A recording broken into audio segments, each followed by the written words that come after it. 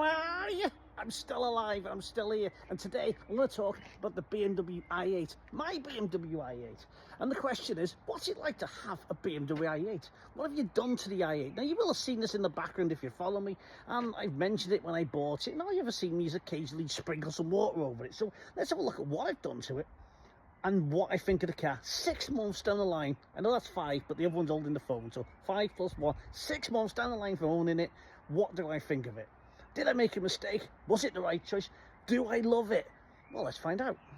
Well, let's get wandering around the car, and we should start with the best angle. But in all honesty, with this car, it doesn't have a best angle. It's beautiful from every direction. It still looks uber modern, and this thing is 10 years old.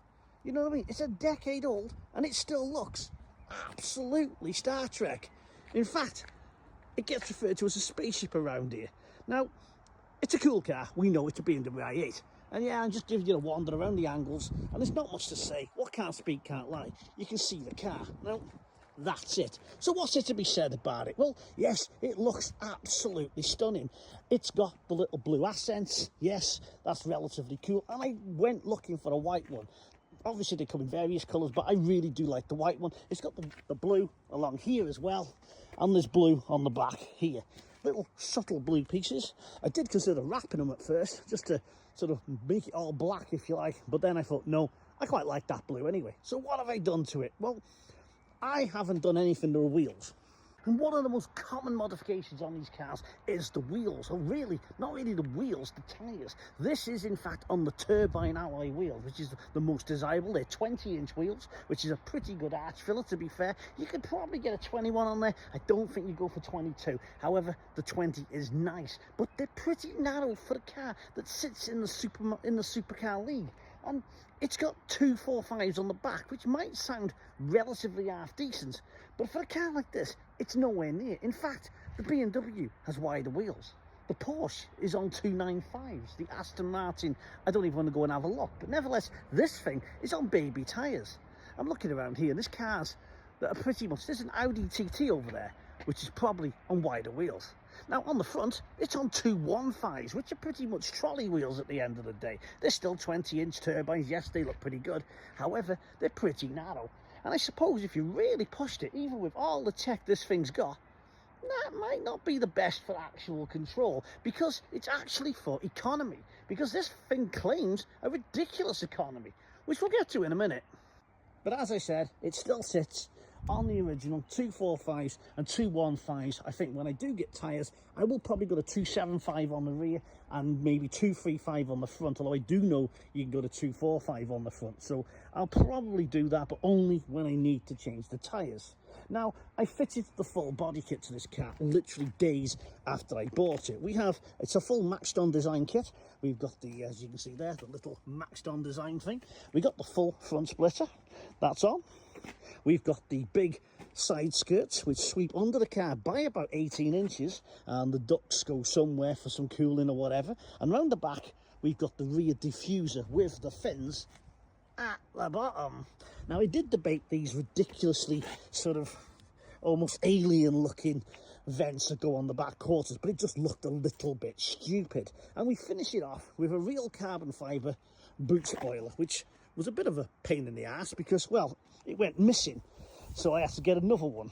And, well, it took about 6 weeks in total. That is a beautiful bit of art. Some say it's a little too small. Some say it's just right. But I think it sits in the Goldilocks zone myself.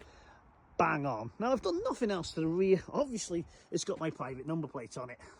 Those of you who know me will probably know me as Hotshot, an old CB handle from the 1990s, which has stuck with me forever. And, well, why not?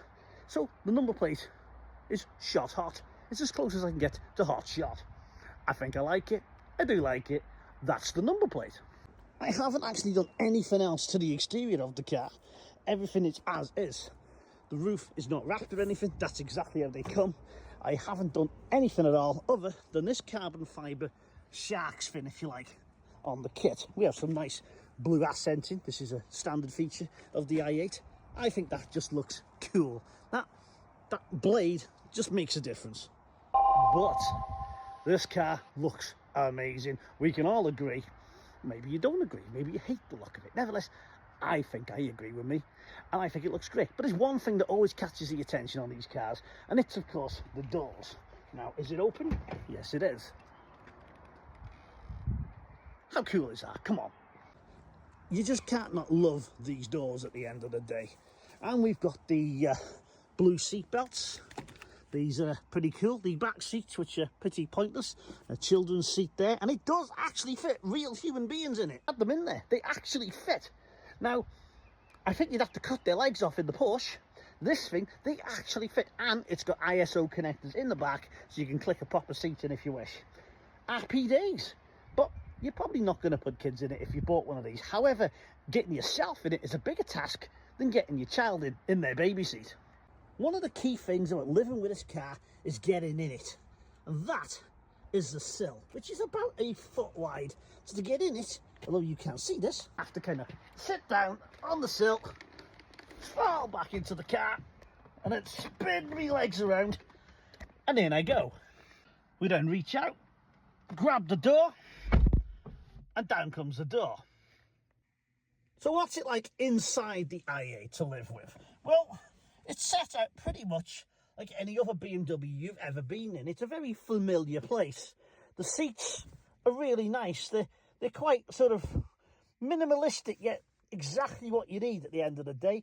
All this lights up in like neon blue, and it's down here and it's all over the dashboard around here. And in the night, when you press the button to unlock the car or whatever, it just looks like a spaceship, as I said.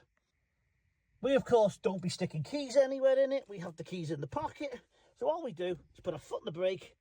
It all lights up the old start-stop. And we press it. And it makes that funky noise. Let's turn it off. Start her up.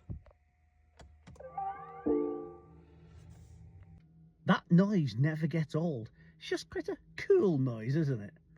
So coming back to the interior, we've put these carbon fibre extensions on. They are real carbon fibre. They kind of just stick to these original paddles, and in fact do quite the opposite of what carbon fibre stuff should do, because it's in all made it heavier, which is counterproductive really, and they serve no purpose other than aesthetics. And there's a plus there and a minus there. Of course, there's one there and one there, but these are a little bit more in sight of your eyes, so that's a bit better. Here we have a completely different screen to most BMWs, and as you can see, it's currently doing, well, it's currently got, is that 30? No, it's doing 39.8 miles to the gallon. Now is a good time to talk about the economy of this car. I'm going to insert it above, and I haven't got the figure in front of me, but I think it's going to come back with about 135 miles to the gallon or something stupid like that. Here is the figure now of what this car claims it can do. What do you think of that? Well, I know what I think of it. Absolute bollocks, because it doesn't. However, it is a fun car, so we'll let it off. Absolute codswallop aside, it gives us 2 fuel gauges and a combined fuel. So we have over here, 172 miles of range, which is the main tank here. Way up, I got some sort of half a tank of petrol, and we got 10 miles range. And as you can see, we're on 3/4 of a tank of electric power, yet we can only do 10 miles. On a full charge, which you can charge off the wall, or you can do it when you're driving, which again, I'll tell you about that in a minute. The car comes up with a mythical, magical figure of about 13 miles range on electric power only. It ain't going to do that. It does about 8 to 10 miles on a charge, although that changes depending on how you've been driving and stuff like that. But realistically, its real life range is about 10 miles. You're not getting any further than that, definitely not. However, if you knock it into sport, push the lever over onto the side, the whole thing gets angry and it charges itself up. So this is in the comfort mode, as you can see up there. The comfort mode is basically where it helps it propel itself along in traffic. When you're in traffic, it runs on electric. And when you get to, I don't know, 15 mile an hour, 20 mile an hour or so, it kicks in the engine, and then it uses the engine to give you the power. It does it for a sort of a combined sort of best efficiency sort of thing. And that's pretty much the standard drive mode. In fact, when you turn the car on, that's what it gives you. Down here we have the comfort mode, economy pro, which like any other BMW just lowers the power. And if we knock it over here, well, we're not starting it. If we start the car, no, we've turned it off because there's no noise out of the down thing. Start it up, we put it into drive, and we knock it over. It's just coming to life, and it's all got angry looking, and it says sport. Now what that does is it has the electric motors working at the same time as the petrol engine. Basically, it all goes together, so the engine creates like a turbo lag sort of thing, if you like. It's sort of an anti-lag system, and it just gives it all the power of the motors, gives you that electric car acceleration while the engine's in there helping out as well. Obviously it gets up to revs quite quickly because of the electric power, and then your big race tuned engine that's in the back, which is a 3-cylinder Mini Cooper based engine. You can't go and take one out of a Mini Cooper, they don't fit. It's a different engine altogether. However, the basis of it is a 3-cylinder 1.5 litre, which is tuned up to, on its own without the electric power, about 260 horsepower or so, which is a lot of power for a little 1.5 litre 3-cylinder. We must agree. Put these things together and it is electric. It's an absolute monster. This is one of the fastest cars that you'll get in. Its 0 to 60 is around 4 seconds, and that's without any fettling with it. You can get these cars to a 3.5 second 0 to 60, and you're up there in Ferrari territory, you know what I mean, at the end of the day. And I'm not talking Ferrari money either, are we? And to knock it out of that, you just go back into the comfort mode. The engine's running at the moment. If we press this button here, we go into electric mode. Maximum electric driving power and speed reduced. What it means by that is after 75 mile an hour, it will turn the engine on for you. Is it 70, 75? It's around motorway speed anyway. After that, it just puts it into standard sort of comfort mode, and it puts the engine on for you. When you're in reverse, it usually uses electric power, but yeah, happy days. But when you're running around on electric, or even in your normal, the range will drop if you put the wipers on, if you put the lights on, and certainly if you put the heater or the heated seats on. Now if it's raining and it's dark and it's freezing cold, you ain't getting your 8 to 10 mile. You're just not. And the satellite navigation is exactly like any other BMW. Like I said, it's a very familiar place to be. Yeah, happy days. Nope, nothing to see here. Right. Getting back out again.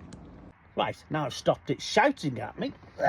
I gotta get out again. Now this is the fun part. This is where I struggle a bit. You have to lift yourself off and sit on the little side step, if you like, and then you can get out. It's not the most elegant of things. And then, of course, our pièce de résistance, or whatever it is, the funky doors go back down. Now, while we're talking about things that open, let's open that up again, actually. We have a boot somewhere. Now, where's the button for the boot gone? That's a petrol cap.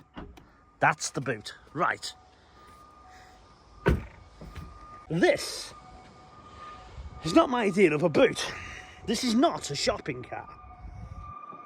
You certainly ain't taking the dog to the vet in it. Now, open that piece of glass there, which I will get tinted. One of the things I will do to it. It's a whole carbon fibre chassis, the whole thing. The old monocoque chrome bloody body tub, whatever the hell it is. The whole car is carbon fibre. Anyway, nevertheless, back to the boot. This flap here covers the boot. And that's a boot. It's not even 2 hand widths. It's tiny. It's about a foot wide. At its widest point, it's over 2 feet long. Yeah, it's like something you put a motorcycle helmet in, and that's the power cable for the chargers. That's the one I use for the charger at the house, which is in the house, and then we stick that back down there. Under that half is where the engine lives, and there's a glass panel back there, so you're not getting any of the noise into the car. Shut this down. Now, first things first, the noise in the car I just mentioned from the engine. You can hear the engine, and it sounds a bit 911-y, because it's a 3-cylinder, which is half of 6. As stupid as that sounds, because I own a 911, you can hear it. It does sound a little 911-y.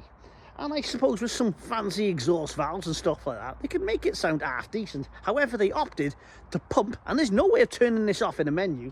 It pumps in a weird sound, especially when you're in sports mode. It's always pumping a sound into the car of the engine, if you like. And when you stick it in sports mode, it seems to think it's a NASCAR or something. And it pumps this, it sounds good. And when you go down on the paddle shift, it blips the accelerator, which it does, but the noise is completely fabricated in the car. You can hear the engine actually do it, but nothing like the speakers are suggesting. It's all theatre. However, the whole car is a pantomime, isn't it? Let's be honest. So, the answer to the question, 6 months on, what's it like to live with? Well, I still get people knocking on the door. I had it this morning, a guy that was on the estate for some canvassing or whatever. He knocked on the door, not to talk about what he was doing, but just to talk about the car. I was working, but nevertheless, I did give him 2 minutes to speak about it. And the same question comes out. Is it all electric? No, it's a hybrid. A lot of people think these are fully electric cars. Could be the door there for the charger. I don't know. But I'll never get bored of looking at this car. It is beautiful. Its design is absolutely fantastic. And to drive it is exciting. It really is. It's just such a cool car. I really do love the way it looks. I've not done anything to the inside because all you're going to do is cock it up at the end of the day. And why does it still say on the dashboard BMW i8? Or do I need to lock it? There you go. Let's lock it. We're all right now. Happy days. Yeah, to be in the car and to drive the car, it's great. You do feel a sense of occasion in the car, and it is ultra responsive if you drive it in sport, which you pretty much need to, because it's the only way to keep the batteries topped up, because they do deplete, not like every 5 minutes, but at the end of the day, I like to see it full if I can, or at least 2/3 full, half at the minimum.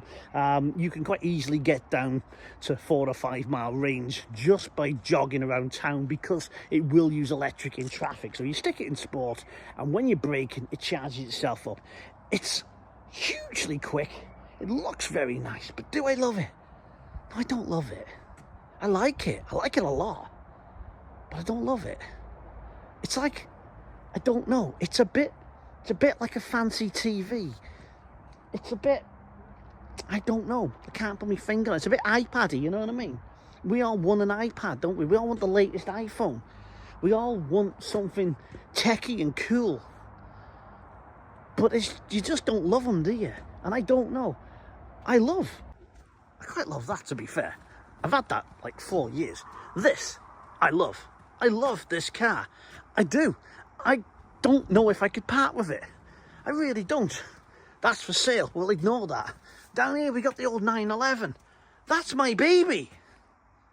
I actually have an emotional connection to that car. To that car.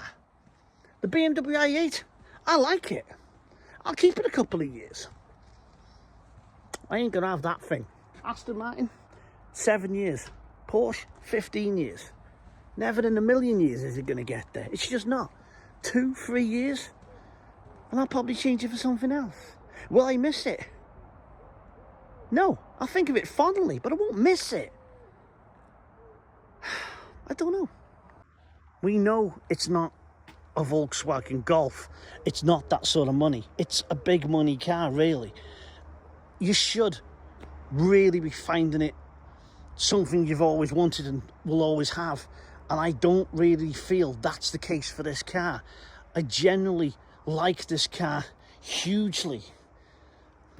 But I could sell it tomorrow for the right price. For sale? I certainly ain't selling it yet. But it literally is just a matter of pounds and pence for this. You don't have to buy an emotional attachment. You see, I would sell this for what I think it's fairly worth. As where the Aston Martin, realistically, what it's worth is far less than what I'd sell it for, if I was to sell it at all. The Porsche, it's going up in value, but you would have to pay me significantly more than its roadside value, because I'd be an idiot not to.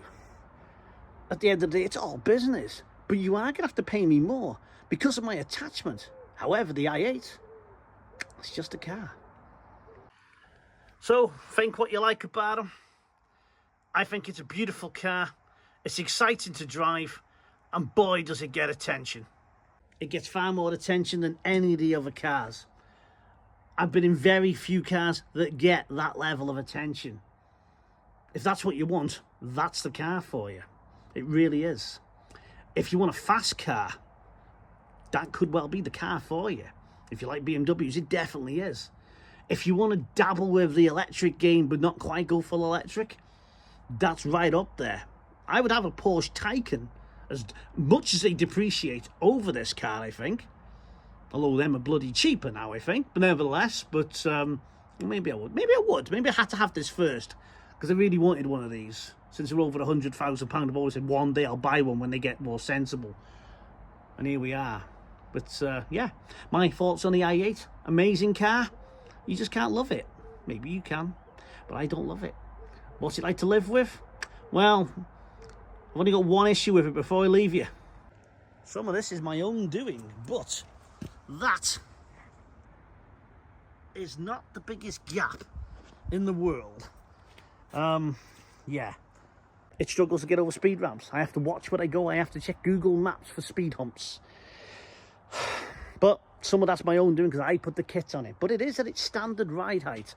I've just made it slightly lower by putting the kit on it. On a car that was already low to start with, I've made it a bit too low, and I am literally right on the edge of a lot of speed bumps. Some I can't get over. That makes it impractical.